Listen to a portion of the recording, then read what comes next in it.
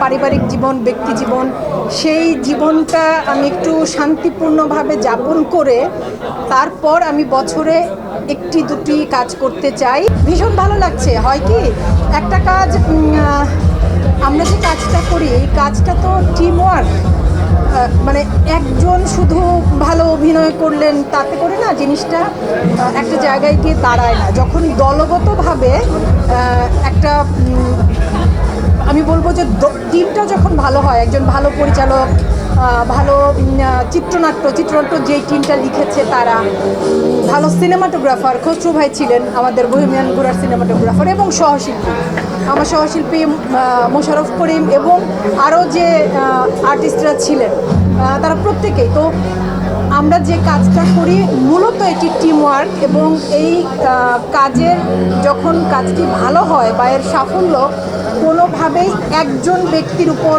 নির্ভর করে না। এই কৃতিত্বটা পুরোটাই টিমের সকলের। বহিমিয়ান ঘোড়া অনেক তারকা সমৃদ্ধ একটি ওয়েব সিরিজ, সেখানে আপনি এবং মোশাররফ ভাইয়ের একটা ডায়লগ বেশ সোশ্যাল মিডিয়াতে ভাইরাল, এবং এটাতে অনেকে রিলস করে টিকটক করে, বিষয়টা কেমন লাগে? ভালো লাগে তো, যখন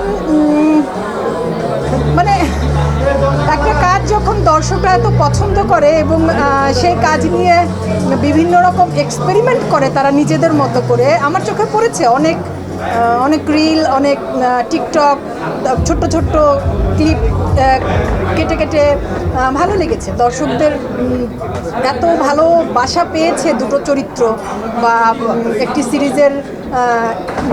না এরকম না, আসলে হয় কি, আমি যে জীবনটা যাপন করি, মানে আমার পারিবারিক জীবন, ব্যক্তি জীবন, সেই জীবনটা আমি একটু শান্তিপূর্ণভাবে যাপন করে তারপর আমি বছরে একটি দুটি কাজ করতে চাই, যেই কাজগুলো ওই যে মানে বহিমিয়ান ঘোড়ার মতো হবে অথবা অসময়ের মতো হবে, মানে যে কাজ আসলে অভিনেতা হিসেবে আমার জন্য আমাকে আরেকটু সমৃদ্ধ করবে, আমি আরেকটু শিখতে পারবো, আরেকটু নিজেকে আবিষ্কার করতে পারবো। তো ওই যে ওরকম কাজের সংখ্যা না খুব অনেক বেশি যদি করি তাহলে আর অমন কাজ করা হয়ে উঠবে না। আমি অল্প কিন্তু বিশেষ কাজের মধ্যেই থাকতে চাই। দেশে দেশে সবার সাথে দ্য নিউজ।